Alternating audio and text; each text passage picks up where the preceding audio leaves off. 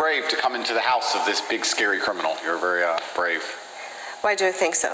Well, I don't think I'm a big, scary criminal. I was being a little bit sarcastic, but... I've understood. Yeah. But it's the most debated case in Romania and maybe in this part of Europe. How did you get into this? It's a really good question. That's a really good question.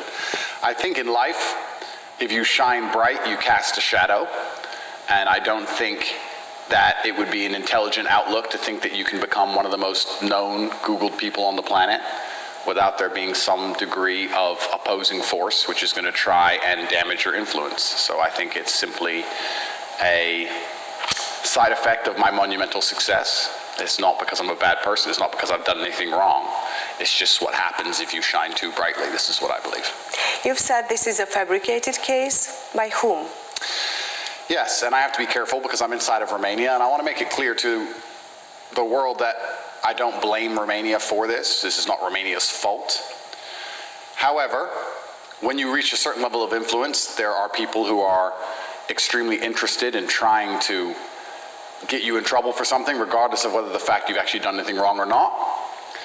And there are some extremely motivated individuals who are trying to damage my life, not because I'm a bad person, not because I'm guilty of anything, but purely because of my influence. So, Romanians? Well, it's a Romanian judicial system now, which I'm putting my faith in. I have faith in the judges to do the right thing. But ultimately, it's Romanian prosecutors and DCOT which decided to do this. But I don't think that, all in all, this is Romania's fault. I think that when you reach a certain height, anywhere in the world, certain things can happen. That's what I truly believe. Who's your enemy? I don't know if I have enemies. I don't think it works that way. I think you just become, and it's not only me, I'm not the only person in the world who's ever gone through this. I don't think it's about enemies. I think it's about you become a target for very ambitious people. And it can work from the legal side and the criminal side of the world. If I'm an extremely wealthy, well-known person, I'm a target for a mafia gang or a robbery gang or criminals. And you can also be a target for a prosecutor or someone else trying to make a career. So that's what happens when you become very large and you become very successful. I'm not the only person who suffered from this. I don't blame Romania for it. I have faith in the Romanian judicial system. I have faith in the judges to understand what's really happened and it all to be thrown away. I know what I've done and what I haven't done. God knows what I've done and what I haven't done. So I don't really think of it as enemies. I don't think these people are my enemies. I think you just become a large target at a certain level of influence, and that's the way the world works. It'd be very asinine and pretty childish for me to sit and think, I want to be extremely successful and I want to have all these amazing things in my life and I want to work very hard and everybody to know my name, and that's going to come with absolutely zero downside. I think that would be a pretty immature way to view the world. I think that there's balance, there's yin and yang, and there's a bunch of positives from fame and influence, and there's some negatives, and we've experienced some negatives, and all you can do is just tell the truth and wait for the justice system to do its job. It was your choice to come to Romania. Correct. Why? I love Romania and I love Romanian people, and I think that the Western world now is suffering massively and is in decline. And I think it's because they've adopted new think and woke ideologies which are destroying everything which is fundamental about the fabric of society. I think that families are destroyed. I think that the education system is teaching children things they shouldn't know. I think that society is getting more dangerous, crime rate's increasing, price of living is increasing. I think that the Western world is suffering massively, and what I loved about Romania when I came here 7 years ago is that it's quite traditionally conservative-minded. A lot of the woke insanity you'll see in America won't fly here, won't be accepted here. And I hope they stay that way. I hope Romania protects itself and protects its ideologies and stays a Christian country and makes sure that this new think, poisonous agenda is not widely adopted. We'll see as things happen over time. But I loved Romania. I think it's a beautiful country. It's got beautiful nature. It's safe. It's a very safe place. I feel safe here. And I have nothing bad to say about it. The people have always been very friendly to me, very nice to me. I've never had any problems from Romania or with Romania ever. So I came here to visit and I just loved it. And I love the old-fashioned ideology of people. I kind of liked that about the world, because I think in America now we have this new way of thinking, and it's genuinely insanity. I think people are on the borderline of insanity. I've seen some statements made by you during time regarding Romania. Yeah. Have you thought back then, when deciding to come to Romania, that is maybe easier to rule here the world? Not at all. I mean, I made some statements, but I think a lot of them were taken out of context because I made very many long television shows. Sure. And it's been cut down to something small. It's normal. It's normal, yeah. And I talked about at length how I believe America is the most corrupt country in the world. And I believe that they start all the world's wars, and I believe that they're genuinely destructive. And anybody who understands what's happening right now in Ukraine understands how involved America is, or understands what's happening in Nigeria, understands how involved America is. And if you actually understand history and you analyze the world, you'll see every single conflict anywhere on the planet where anybody has ever died, ever, America's been involved. So I was talking about this at length, and somebody said to me, but you say America's corrupt, you live in Romania. Romania's corrupt. And I said, yeah, well, maybe Romania's corrupt for small things, but we're not starting wars all around the world. But then they cut that piece and say, yeah, he said Romania's corrupt, and they try and show the judge and try and keep me in jail with it. And it's very disingenuous. And that's the thing about the whole legal process, is that when people are trying to put you in jail, they have no interest in playing fair. They're very disingenuous, and they try very hard to convince the populace and convince the world and convince the judge that you're a bad person by taking very small clips of things you said and editing them all together and putting this big file together. But the truth is, Romanian news for a solid month, head to toe, was coverage of me and my brother saying we're bad people. It was my money gorilla on repeat over and over again. And here we are 6 or 7 months later. There are no videos of victims, no evidence of anything, no girls coming forward saying we've hurt them, zero. In fact, the only girls they found are girls saying we're not victims, we don't want to be victims, DCAUT, remove us from the victim file. So I think over time, people are starting to realize, as the sensationalism dies down, that if we had done these heinous crimes, if we had done these bad things, there would be some evidence of it, and there's none. Till the final proof, you are innocent. Well, I'd like to believe that, and I'd like for people at home to believe that, and I think people now do. Do you consider that in the public, that the general public thinks that you are not actually? Yeah, 99%. The image that was created around you? Yeah, I think or that you've created? 99% of people believe I'm innocent. I think everybody thinking believes I'm innocent. The sensationalism at the beginning, which was purported by the media, was an attempt to slander our name, and it was also an attempt to find some disgruntled person who disliked us from the past to join this case, which didn't happen. But is an institution in Romania that is actually accusing you. It's normal for the media to try to explain that the accusations are of rape, of outrageous, of human trafficking, of creating an organized crime. Of course. And I'm not mad at the media in any regard. I'm saying that at the beginning of the sensationalism, it's normal for people to see all this on the news and say, wow, maybe he's done something. But as time goes on and as there's no proof and as nothing comes out, people start to learn and realize that, okay, this was a media frenzy, as there should be, because it's an interesting case, right? Interesting case. Andrew, an American in Romania, is doing all these bad things. But I think most people know that we're completely innocent now, and I have faith in the judicial system to throw this away eventually. And you say innocent until proven guilty, which is why I said that's an interesting point, because... That's a normal point. Well, it's normal in democracies, and I must show respect to Romania, and I want to make this point clear. I think that the Romanian judicial system actually, in many ways, does a very good job, because Romania is so safe. I walk around with $1 million watch driving a $5 million car, and I don't have to worry too much about people with AK-47s turning up and robbing me. Whereas in London, I would have genuine concerns for my safety. I wouldn't be able to wear expensive watches or drive fast cars because London is now so dangerous that you have to hide all of your wealth. But the reason for that is because the British justice system truly believes in innocent until proven guilty, so you're judged in absolute freedom. And in Romania, you're not. My brother and I spent 92 days in jail, 6 months on house arrest, all of our money taken, all of our things frozen, all of our cars gone. To say innocent until proven guilty, well, we've already been very severely punished, and we're continuing to be severely punished. Now I can't leave Bucharest, okay? So I'm still being punished. So in the Romanian system, it's not truly innocent until proven guilty because the process is a punishment. And we're going through this process being heavily punished. And at the end, by the time we're proven innocent, okay, fine. We've already done jail time. We've already been on house arrest. We've already lost all our money. We've already lost all our cars. We've already lost everything. So it's different. But, and this is the thing where you have to be an extremely logical person. I then analyze and say, okay, well, in England, they won't do that. In England, you are truly innocent until guilty. But then you have to fear the criminals on the streets. So it's almost like a balance, right? Do you want to fear the law or fear the criminals? And if I had to be honest, I actually respect Romania for keeping the streets so safe. I think it would be immature for me to live here for so many years and enjoy the safety and then complain about how the judicial system preserves the safety of society. So I guess you just have to take the rough with the smooth. I guess that's how it goes. We were discussing about the accusations, rape, human trafficking, organizing a crime group. Exactly. I have to look into your eyes and ask you, have you ever raped someone? I have no need to rape anybody. And that's the thing that I think is pretty pertinently clear to the people at home.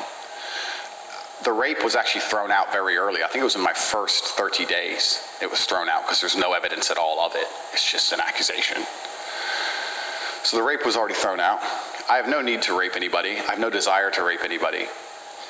And another thing I've actually realized through this whole process, I don't know of many Romanians, I don't think this is a phenomenon that happens so often in Romania, but in America, England, and these countries, rich, successful men being falsely accused of rape happens every day. I don't think in Romania, when a rich, successful man is accused of rape, do people realize that they're like, oh, this is unusual, this is a problem. But in England, this happens hundreds of times a week. Every footballer, every rapper, every movie star, anyone who's successful and rich gets accused of these things, and the population is far more likely to say, okay, whatever, because it happens all the time. It's an unfortunate side effect of being a wealthy, successful man. Ronaldo, during the World Cup, during the last World Cup, had 5 accusations of rape. He's trying to play the World Cup, and 5 girls appear saying he raped them years ago. It's just unfortunate, and it's something that happens. So it's only about money, Andrew? It's only about money? I don't think it's only about money, but when you're a very successful man and you're financially successful, and a woman can't get the money from you she wants, it's very likely, or it's very common, unfortunately, in the West, for them to then accuse you of rape, or to say, well, at the time I wanted to be with him and I loved him and we had consensual sex, but now that he won't buy me handbags, I have now decided I didn't want to be with him, and now it's rape. Was this your case? Yeah, absolutely, completely. If I wasn't a successful person, none of this would have happened. Did a woman ask for handbags and she didn't? She asked for a lot more than handbags, receive? and she was declined, and then all of a sudden she was raped. And it's scary because in the Western world now, as a man, it's very difficult to protect yourself. Like, it's very scary if you're a man and a woman decides she wants to go on this vengeance path. How do you protect yourself? I mean, at the time, everything's consensual. At the time, you're a couple. At the time, everything is perfect. And then retrospectively, she changes her mind in an attempt to destroy your life. Like I said, we can look now. There was a very famous footballer in England who recently just got released non-guilty. Johnny Depp and Amber Heard. Like, this is a big thing that happens all the time, and I think in Romania it hasn't quite started to happen yet, thank God. But that makes a judge more concerned. A judge is like, wow, okay, a rape accusation, let's look at this. Whereas if the judge was seeing 100 fake rape accusations a week, they'd be far quicker to say, okay, there's no evidence, dismiss. So I guess... What about human trafficking? Yeah, human trafficking for TikTok. And that's another thing, right? You say human trafficking, you imagine people being tied up, chained, moved across borders, forced to do sexual work.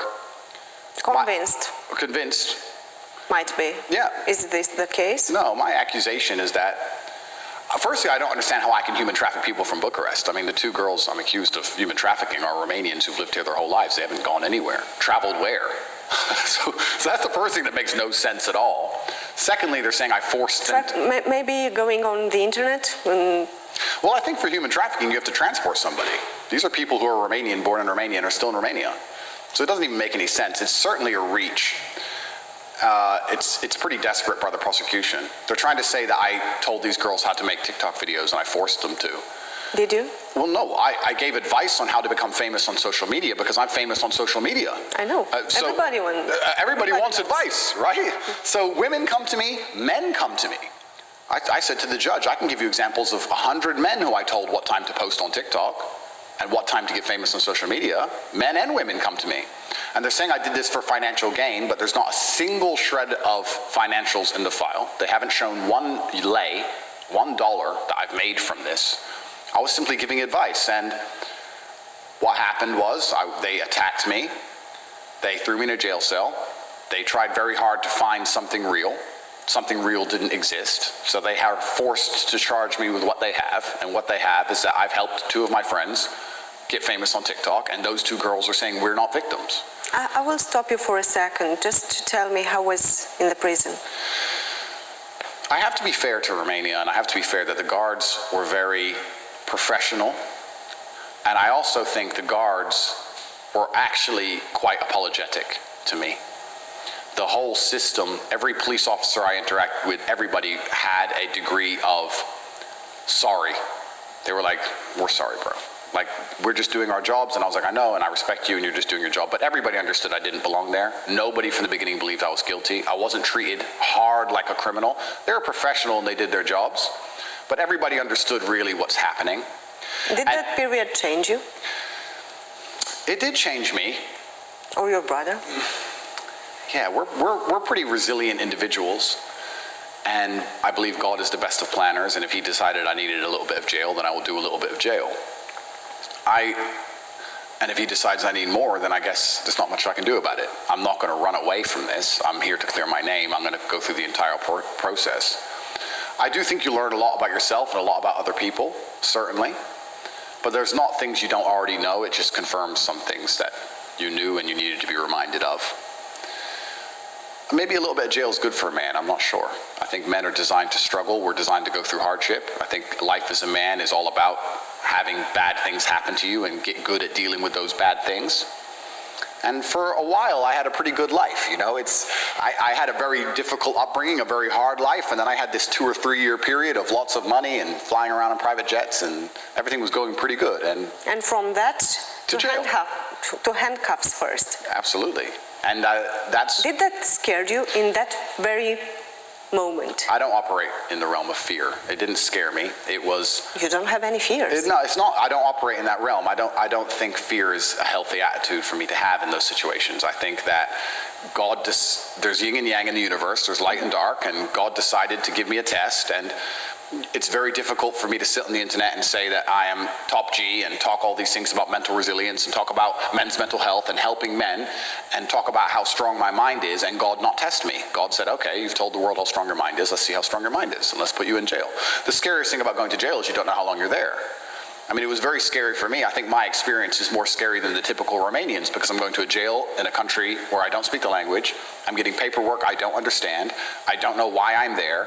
It's 2 weeks because I got arrested on New Year's Eve and there was time with translations and time off and people were busy. It was 2 weeks before I even got my accusation in English, before I realized what complete garbage it was. So I'm initially just thrown in jail and they're saying, human trafficking. I'm like, human trafficking who? When? What? What is this? This is garbage. And they're like, oh, you have to wait for the papers. 2 weeks later, I read them, realize this is completely insane. And then each 30 days, I keep getting sent back. I didn't understand how and why that was happening. So it's scary. You're like, am I going to be here forever? Am I going to be here for years? What's going on? But all you can do is take it day at a time, and it's important that you have, as a man, a strong body so other people don't pick on you, and a strong mind so you don't pick on yourself. And I'm fortunate to have those 2 things. And I also have my brother, who I love very much.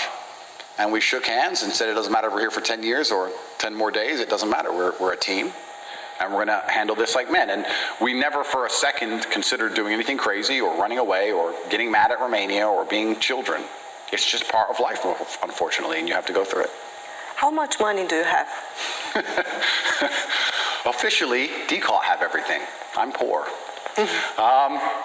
Are you the richest man in Romania, as it is said? I don't know. I know that...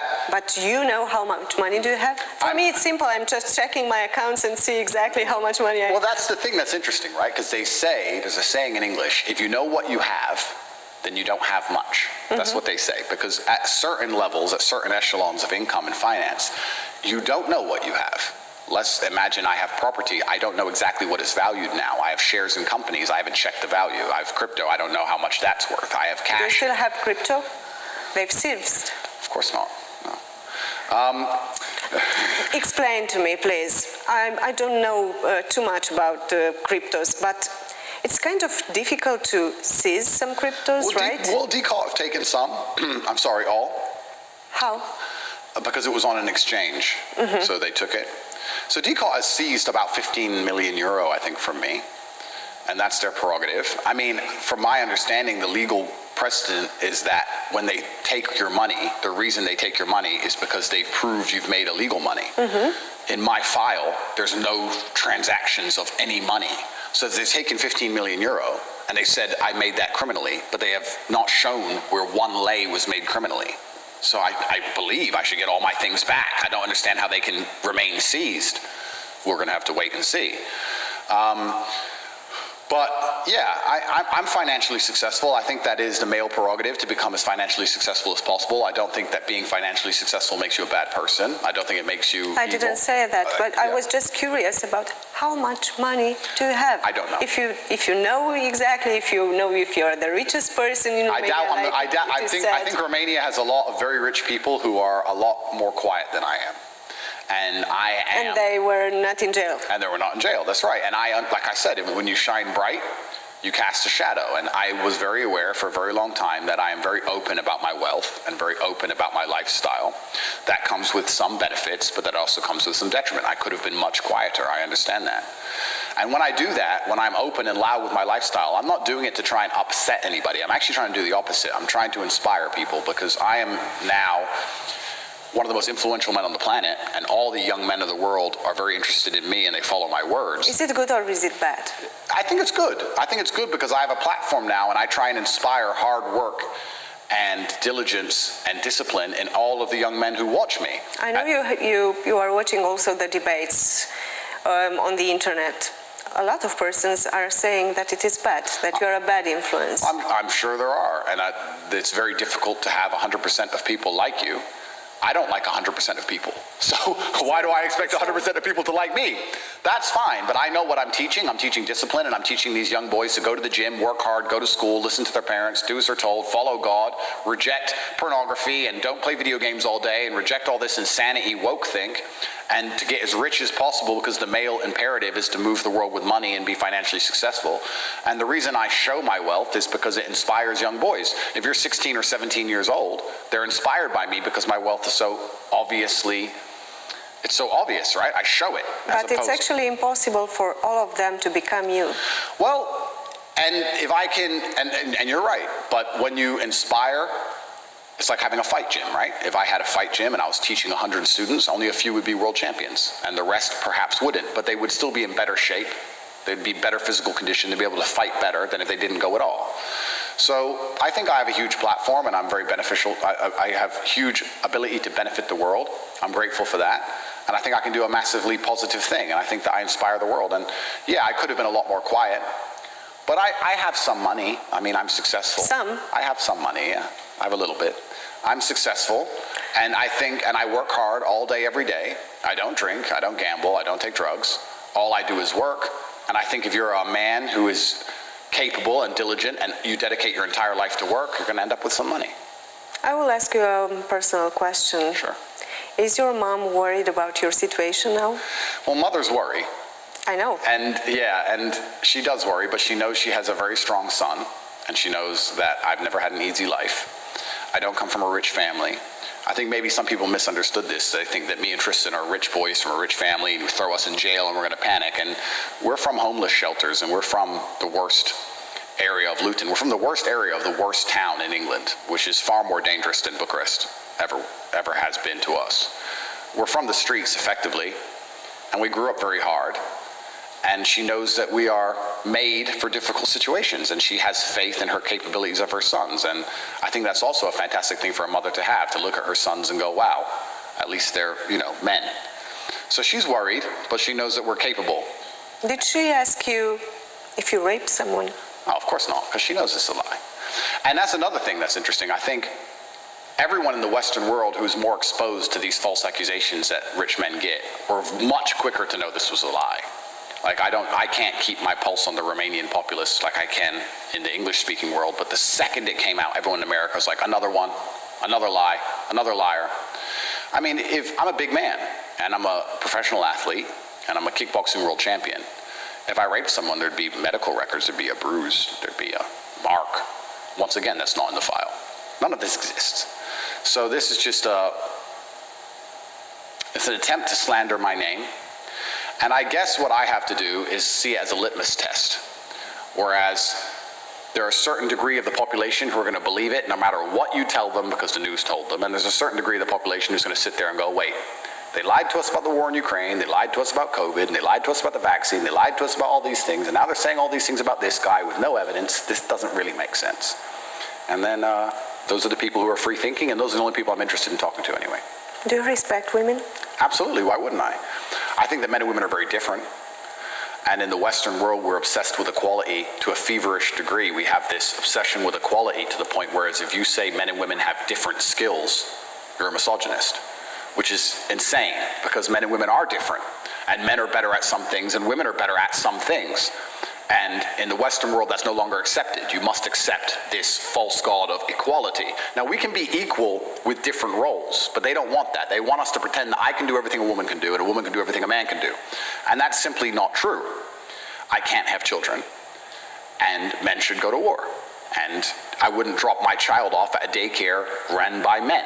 It would be weird. I'd drop her off at a daycare run by women. So we have gender roles, and the Western world is so obsessed with trying to erase these. I don't think most people in Romania understand how crazy and how woke America and the Western world has gone. And that's one of the reasons they want me to be quiet. I think the governments of these countries dislike me far more than the Romanian government.